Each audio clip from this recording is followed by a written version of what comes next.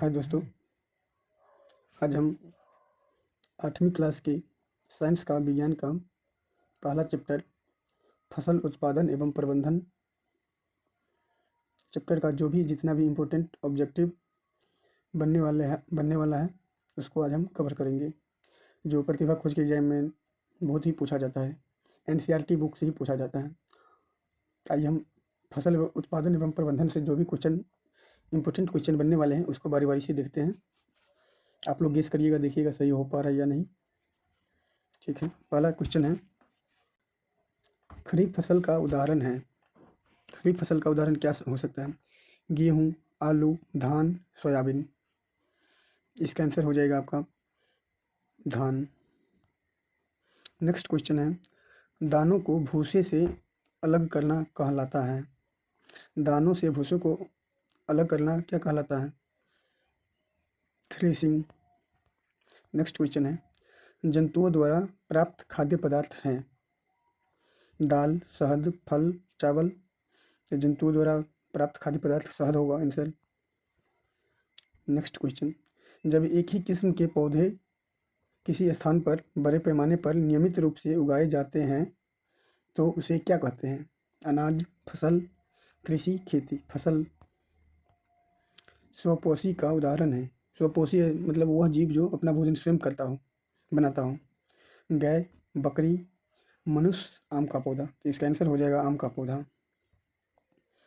ग्रीष्म ऋतु में लगाई जाने वाली फसल है।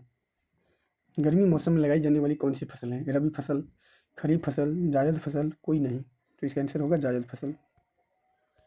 खरपतवार का उदाहरण है मसूर, गाजर घास, तीसी, जूट। इसका आंसर हो जाएगा गाजर घास। फसल से अनाजों को अलग करने की प्रक्रिया को कहा जाता है? कटाई, ओसाई, दौनी, भंडारण। तो फसल से अनाजों को अलग करने की प्रक्रिया को ओसाई कहा जाता है। रेशेदार फसल है सूर्यमुखी, कपास, चना, गेहूँ। इसका आंसर हो जाएगा कपास। निम्न में कौन रबी फसल है? धान, चना, मक्का, इनमें से कोई नहीं।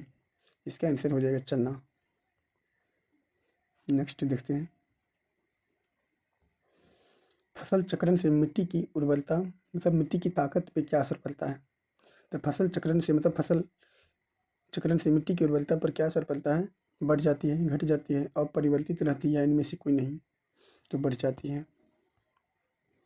राइजोबियम नामक जीवाणु किस फसल के जड़ में पाए जाने वाले ग्रंथियों में उपस्थित होते हैं? रेशेदार फसल, फलीदार फसल, अनाज फसल, इनमें से कोई नहीं। तो फलीदार फसल जैसे दाल, खीरी, मसूर की दाल, मूंग दाल, चना, इस टाइप की फसल। मिट्टी को उलटने पलटने एवं पोला करने की प्रक्रिया कहलाती है जुताई।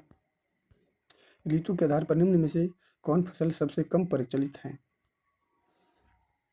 शरीफ नहीं होगा, यहाँ पे खरीफ होगा। रबी, जायद, मिश्रित फसल। तो मिश्रित फसल इसका आंसर हो जाएगा। खरपतवार का उदाहरण है घास, मसूर, घास, जूट, तीसी। तो इसका आंसर हो जाएगा घास। जंतुओं द्वारा प्राप्त खाद्य, जंतु मतलब जीव जंतु से प्राप्त खाद्य पदार्थ क्या है? खाने वाली पदार्थ। तो क्या है? शहद। निम्न विकल्पों में कौन फलदार फसल है? फलदार फसल क्या हो जाएगा? नींबू, धान, गेहूँ, ज्वार। इसका आंसर नींबू हो जाएगा। फल की तरह मतलब वो रहता है। अच्छा, रेशेदार फसल है सूर्यमुखी, कपास, चना, गेहूँ। कपास इसका आंसर हो जाएगा। यूरिया में किन तत्वों की अधिकता होती है? यूरिया जो खाद होता है में किन तत्वों की अधिकता होती है? नाइट्रोजन की। इसका आंसर नाइट्रोजन हो जाएगा। ग्रीष्म ऋतु में लगाई जाने वाली फसल है मतलब गर्मी ऋतु में कौन सी फसल लगाई जाती है? रबी फसल, खरीफ फसल, जायद फसल, कोई नहीं। इसका आंसर हो जाएगा जायद फसल। उम्मीद करते हैं आप लोगों को समझ में आया होगा। इसी तरह और भी चैप्टर के ऑब्जेक्टिव बनाने के लिए आप हमारे चैनल से जुड़े रहिए। आप